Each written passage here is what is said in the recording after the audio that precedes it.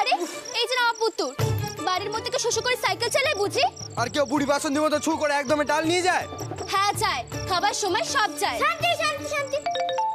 সারাদিনে একবার ঝগড়া করার কথা ছিল, সকাল থেকে একবার হয়েছে না, এটাই প্রথম। আরে বাপু তোরা একটু চুপ করবে? বলি অসাধু, ওই ডালের গামলা নিয়ে দাঁড়িয়ে রইলি কেন? এদিকে আয়, আর তোরাও খেতে আয়। হয়েছে সব।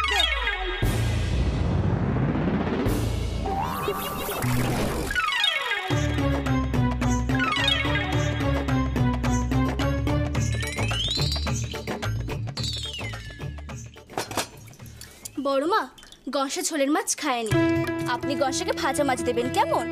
শুনুন, এইটা বাবার কম মিষ্টি, এইটা বড়দাদার ঝাল বেশি, এটা মেজো এটা মশে, এটা নবাব পুত্তুর। বাবা থাম থাম থাম, একসাথে এত কথা গড়গড় করে বললে কারোর মনে থাকে বাপু? নবদাদা, নবদাদা, কেদের খানা আনলে? আরে ও দিদি ভাই, আমার খাবার তো ঘরে, তুই এখানে কেদার আনতে বললি কেন? কেদার এখানে আনলি কেন? বাবু, আমি হলাম কি আপনাদের জুতোর মতো, আপনারা যেমন চলবেন লগে লগে আমি তেমন যাও, আমারে কিছু জিগাবেন না। এই নব, আরে যাত্রা করে তো ধনা, আর কত আগুন জ্বালাচ্ছিস তুই? জিগাবেন কোনটা বলি? ওইদিকে ওইদিকে। দাদু, আজ তুমি এখানে বসে সবার সাথে খাবে। বড়দাদা, আপনি কি বড়জেঠা মশাইকে নিয়ে আসতে পারবেন? কেন, নিয়ে আসার কি আছে? সে নিয়ে আসতে পারবে না? বড়জেঠা মশাইয়ের কোমরে চোট লেগেছে, সেই জন্য বড়জেঠা মশাইকে বললাম উঁচুতে বসতে। সামনেই তো দোকানের ঝক্কি, তার উপর শীতকাল, যদি ব্যথাখানা না কমে তাহলে তো মহাবিপদে পড়বো। বাবা, দিদির আমার সব দিকে নজর আছে, ঠিক বলেছিস, ঠিক ঠিক আছে ঠিক আছে, শুধু আমি এখনই নিয়ে আসছি। আরে দেখেছিস দেখেছিস ছোট, ওর গিন্নিপনাটা একবার দেখ, এসব দেখলে না কাটা চলে যায় আমার। যা বলেছ মেজদি, দাঁড়াও না, এর এই গিন্নিপনা ছাড়াবো একদিন। দে দে।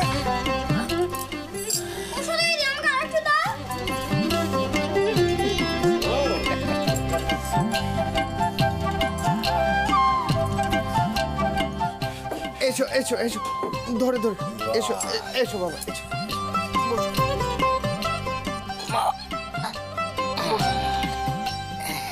ঠিক আছে, সাবধানে উমা। আরে চোট লাগিয়ে ফেলি। দেখি শুধু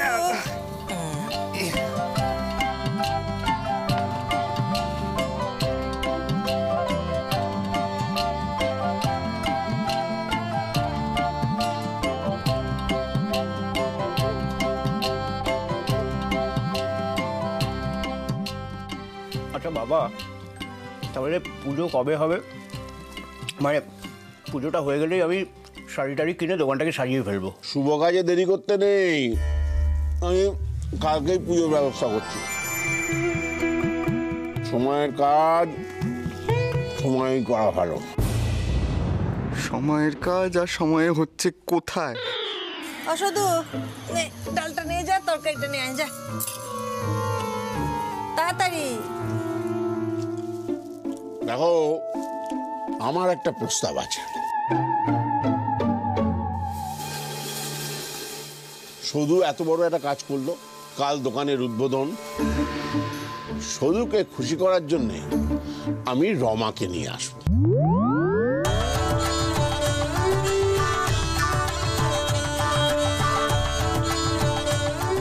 কিন্তু বাবা, পুজো কাল হবে, এর মধ্যে আপনি আনবেন কি করে? কাল সকালেও যদি রওনা দেন তাহলে তো শুধু দাদুকে নিয়ে আস্তে আস্তে অনেক রাত হয়ে যাবে। বলছি বাবা, চিঠি তো যাবে না তো, আমি একটা টেলিগ্রাম করে দেবো বাবা। দোহাই, তোমার টেলিগ্রামে আর কাজ নেই। সমস্যাটা কি? আজকের মধ্যে চিঠিটা পৌঁছতে হবে তো। আমার লোক আছে, লোক আছে আমার। হ্যাঁ, আর কাল ভোরে যদি রমা বেরোয় তাহলে পুজোর আগে ঠিক চলে আসতে পারবে। দাদু, কাল আমার দাদু আসবে? এই দেখ, শুনে ফেলেছিস? ভাবলাম চমকে দেবো। দাদু, আমি বলছিলাম কি, ওই রমা দাদু তো এই বাড়িতে আসবে, বুড়ো মানুষ, আসতে ওনার কষ্ট হতে পারে। তা যদি ওখান থেকে কেউ দাদুর সাথে আসে আর কি।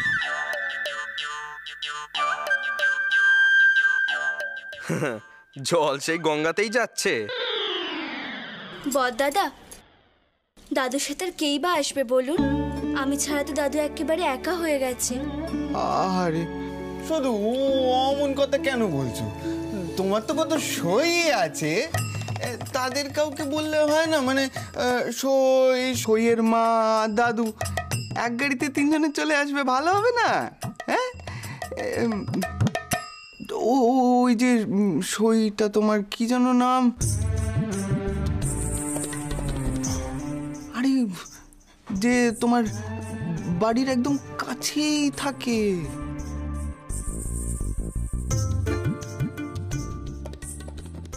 যার বাড়ি তোমার একদম বাড়ির পাশেই। ফুলি? ফুলি? হ্যাঁ, ফুলি। হ্যাঁ, তো ফুলিদের বলো না, ওরা যদি আসে তাহলে আর এই বুড়ো মানুষটার এখানে আসার চিন্তা থাকে না, তাই না? সে না হয় ফিরতি পথে আমরা কেউ গেলাম ওদের সাথে। ভালো বুদ্ধি। ধনা একেবারে বাড়ির বড় ছেলের মতো কথা বলছে।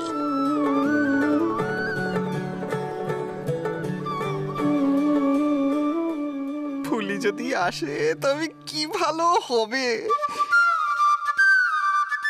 শোনো, আমি চিঠিতে সেটাই লিখে দেবো। দাদু যদি একবার ফুলির বাড়িতে কি বলে তাহলে খুড়িমা বারণ করবেনি, নিশ্চয়ই আসবে। অসাধু, তুই যা দাদুর জন্য রাখা দুধ নে আয়, আর দেখিস তোমার গুড় আছে কিনা। যা। বাবা, একখানা কথা ছিল। বলছি, এদিকে তো ঠিক আছে, দোকান হচ্ছে, ব্যবসাপত্র হবে, ভালো কথা। এদিকে তো বাড়িতে সৌদুটার উপর অত্যাচার হয়েই যাচ্ছে। এইটুকুনি একটা মেয়ে সারাদিন ছুটে ছুটে কত কাজ করবে বলুন তো? তাই বলছিলাম কি বাবা, আমার ধনাটার জন্য যদি একটা বউ নিয়ে আসা যেত।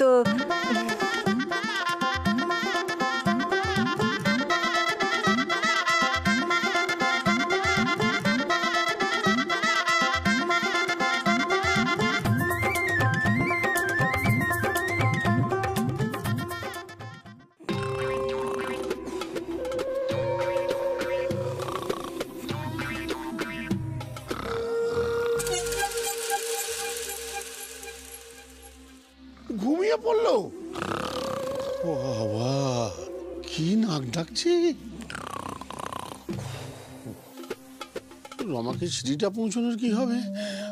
মুশকিল হলো তো মহা। আরে, ওষুধের বাক্সটা বাইরে খোলা কেন? কি ওটা ওষুধটা ঠাকুরদা সাবার করে দিয়েছে, আর সাবার করে দিয়ে এরকম বাঘের ডাক ডাকছে। আরে ও ঠাকুরদা, ও ঠাকুরদা, আপনি এখানে ঘুমিয়ে পড়লে খয়ের কোটায় চিঠিটা দিতে যাবে কে? সদুকে কথা দিয়ে দিয়েছি। বাবা, এ তো বাঘ সিংহ যুগলে ডাকছে।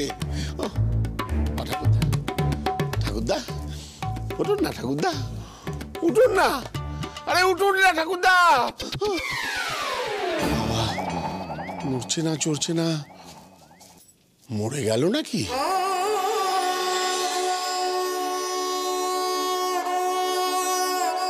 না, মরে গেছে তো অনেকদিন আগেই। আরে ঠাকুরদা, ঠাকুরদা, মুক্তি পেয়ে সাপের মতো খোলস ছেড়ে গেলেন নাকি? ও ঠাকুরদা, ঠাকুরদা, এরকম ভূত আমি ঠাকুরদার জন্মেও দেখিনি। হ্যাঁ, ভূতে নাকি রাত বেড়েতে ঘুরে বেড়ায়, আর উনি নাক ডাকিয়ে ঘুমোচ্ছেন, মানুষের মতো চাল চলন। আরে এনাকে তো এমনিতেই ভূত সমাজ বহিষ্কার করে দেবে। অনেকক্ষণ ধরে আমি শুনছি আমি ছাতে শুকুতে দিয়ে আসবো। আমার সম্পর্কে তো এই ধারণা, আমাকে ভূত সমাজ থেকে বহিষ্কার করবে।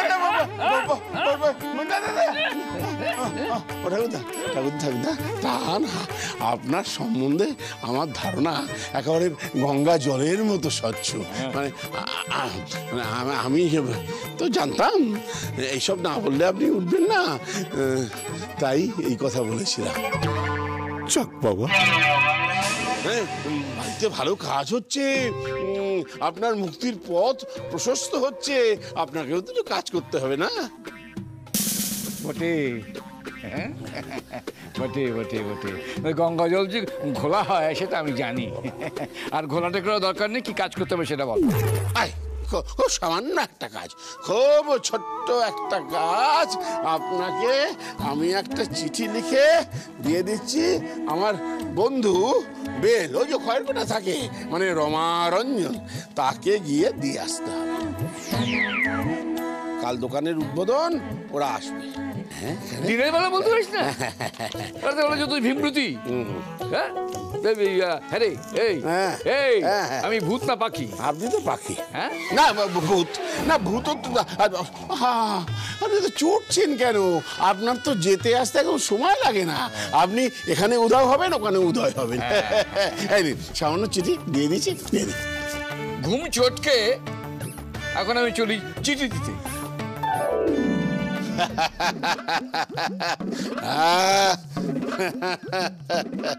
রমাকে দেখলে সৌদামিনী খুব খুশি হবে।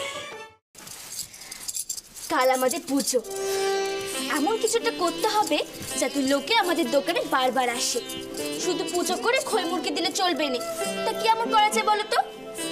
তুই খই মুরগি দিবি না শশা বাতাসা দিবি সেটা তোর ব্যাপার, আমি কি জানি। এই তুই তাড়াতাড়ি বিছানাটা ঠিক করতো, তখন থেকে হাতে বালিশ নিয়ে দাঁড়িয়ে আছি, ঘুম পাচ্ছে তো। শোনো, অত ঘুমোলে না বুদ্ধি কমে যায়, জানো তো? তুমি এত ঘুমোতেই আমাকে একখানে বুদ্ধি দিতে পারছো নি। তা তুমি না সর্দার, তোমার বুদ্ধিতে তো জোরদার বাপু। তা আমাদের দোকানে পূজার বুদ্ধিটা নাকি আমরা গায়ের লোকেদের কাছ থেকে জানবো? আমি পাগা মেয়েদের বুদ্ধি দিই না। সে তো বটে।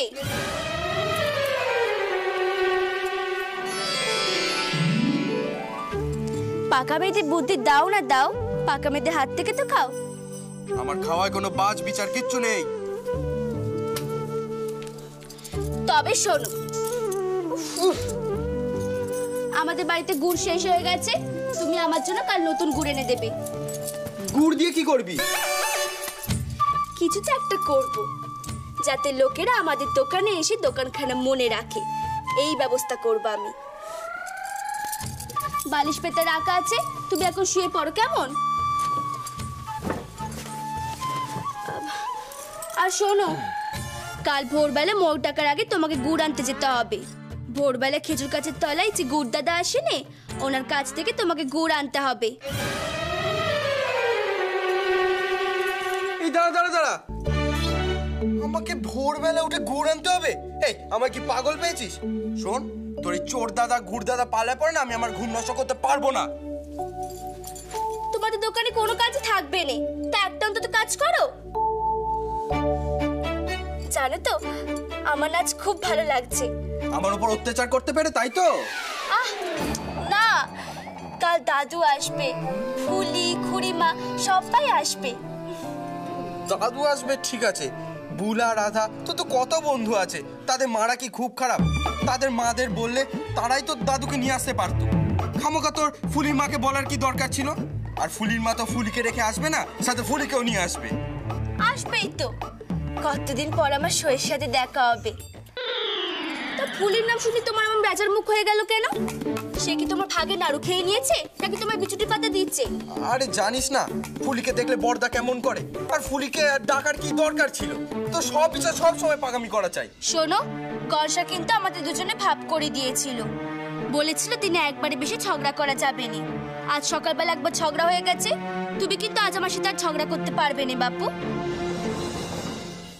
বড়দাদা ফুলিকে দেখে কেমন করেন তুমি কি বুঝতে পারছো না? বড়দাদার মনে ফুলিকে ধরেছে গো, আর বড় মাও তো বড়দাদা বের কথা ভাবছে। বড্ড পেকেছিস তুই, পাকা মেয়ে কোথাকার, তো সব বিষয় পাকামি করা চাই না। বদ্দাদা ফুলিকে পছন্দ করে, আর ফুলি তো বদ্দাদাকে পছন্দ করে না। ফুলি কি তোমার কানে কানে এসে বলে গিয়েছিল বুঝি? শোনো, কাল ভোরবেলা মোরগ ডাকার আগে তোমাকে ঘুম থেকে উঠে মনে করে গুড় আনতে যেতে হবে। আর হ্যাঁ, অত ঝগড়া করলে কাল তোমার ঘুম ভাঙবে না বাপু। যাও এবার শুয়ে পড়ো তো দেখি। কাল যদি মোরগ ডাকার আগে তোমার ঘুম না ভাঙে তাহলে আমি উত্তরের জানলাখানা খুলে দেব। শীতের হাওয়াও আসবে আর মোরগের ডাকও আসবে। পাকা মেয়ে কোথাকার, শুনে শীত করছে। বেড়া চাপা সাতটার শীত কাতুরে নাম তার, জলকে নাকি বরফ ভেবে হাত পাতার উঠলো কেঁপে। পাকা মেয়ে কোথাকার। দোকান আমাদের সবার, পারিবারিক দোকান। লাভের গুড় পিঁপড়ে খাওয়ার আগে আমরা খাবো, মুখে বড় বড় কথা, আর কাজে ডালে দেখো শুধু এই বড় গিন্নি এত শিরা এখন নাকি তেল দিয়ে ঘুমোচ্ছে। আই শুধু তুই হাসছিস কেন রে? বড় মা, আপনি সত্যি সকলের থেকে বড়। আপনি সকলকে বকুনি দেবেন, আবার কাজও করবেন। থাক, আর গিন্নিপনা করতে হবে না। ধনা, হাই ধনা, ওখানে ঝুড়িতে ফুল রাখা আছে, ওই ফুল আর বেলপাতা সাইকেলে করে যা, দোকানে গিয়ে দেয়। গেছে গেছে গেছে গেছে গেছে সব গেছে। ধনা কি গেছে? আরে সাইকেল গেছে, চড়ে নিয়ে গেছে সাইকেল। না না বড়দাদা, আপনার ভাই সাইকেল নিয়ে গেছে, সে এক্ষুনি চলে আসবে। শঙ্কর, ভোরবেলা উঠেছে আবার আমার সাইকেল নিয়ে গেছে। না গিয়ে উপায় আছে? ওকে আমি এর আগের দিনও বারণ করেছি আমার সাইকেলে হাত দিবি না, কিচ্ছু বলিনি এর আগের দিন। মেরে ফেলবো তোকে আমি। গিন্নি হয়েছে, সংসারে গিন্নি আছে না, আমাকে না জ্বালালে তো ওনার গিন্নি বানা হবে না। পৃথিবীর কেউ ওঠেনি, আমাকে সাত সকালে তুলে গুড় আনতে পাঠিয়ে দিল, আর আমি হা করে দাঁড়িয়ে আছি খেজুর গাছের নিচে। নে ধর। বলি ও শুধু এই গুড় দেখে হবে সন্দেশ। সন্দেশ? ও মা, তা তুই আজ এই সন্দেশ করার যজ্ঞ শুরু করলি কেন রে? দোকানে যেতে হবে, পুজো আছে, তাড়াতাড়ি করতে হবে তো। সেই জন্যই তো সন্দেশ বড় মা। এই মুখুজ্জে পরিবারের দোকান যখন উদ্বোধন হবে, সেই সময় সেই দোকানের কাছ থেকে যারা যারা যাবে, তখন তাদের হাতে 4টে করে নতুন গুড়ের সন্দেশ দিয়ে বলতে হবে, আপনাদের যদি কাপড়ের প্রয়োজন পড়ে তাহলে আপনারা আমাদের দোকানে আসবেন। সেই কথা লোকের মুখে মুখে ছড়িয়ে গিয়ে পৌঁছে যাবে আশেপাশে গাইতে। নতুন দোকান একবার হলেও তা আসবে, আর এসে যখন কাপড়গুলো দেখে চোখ ফেরাতে পারবে না, তখন মন ভরে কাপড় কিনবে। সিদ্ধিদাতায় সিদ্ধিদাতায়, সত্যি সদুমা, ব্যবসাটা তুমি করলেই পারতে। দোকানটাও করে দিলে, আবার খরিদ্দারও জোগাড় করে দিচ্ছে। হ্যাঁ, হিসেবও রাখতে পারে। ও বাবা, আমি ব্যবসা করতে পারবো না, আমায় রক্ষে করুন। আমি সন্দেশ বানিয়ে দিতে পারি, তাই করে দেব। সন্দেশ হচ্ছে? হ্যাঁ হচ্ছে। আমি এক্ষুনি নতুন করে আসছি। আমি তাহলে উদ্বোধনী ভাষণটা লিখে ফেলি। আমিও তাহলে তাদের একটু চান টান ছেড়ে নি। বৌঠান, আজ আর কিন্তু অফিস যাবো না। তাহলে ভালোই হবে, সবাই মিলে পরিবেশন করতে পারবো, দোকানেও থাকতে পারবো। চমৎকার, তাই হবে, তাই হবে। চল বর্দা যাও।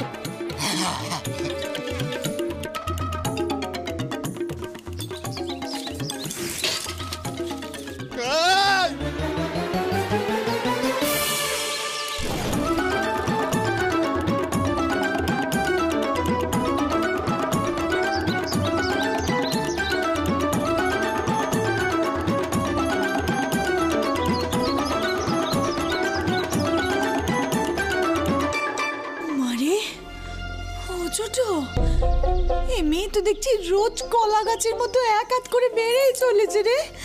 একে থামাবো কেমন করে? দরকার কি মেজদি থামানোর? ওকে বাড়তে দাও না। কলা গাছ তো 1 বছরের বেশি টেকে নে। যত ইচ্ছে বাড়ো, তারপর হঠাৎ একদিন দেখবে গোচান। এই যে সব আদিক্যতা দেখছো না, সন্দেশ বানানো হচ্ছে, সব একেবারে বেরিয়ে যাবে।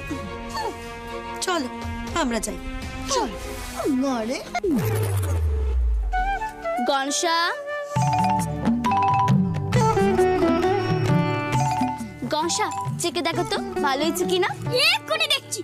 সত্যি কথা বলবে কিন্তু গনসা, আমি লোকজনদের দেব। আচ্ছা। গনসা এতগুলো তুলছো কেন? ও সৌদি দিদি, এই গণেশচন্দ্র একটা খেলে স্বাদ বুঝতে পারে না, তাই অনেকগুলো তুলছি।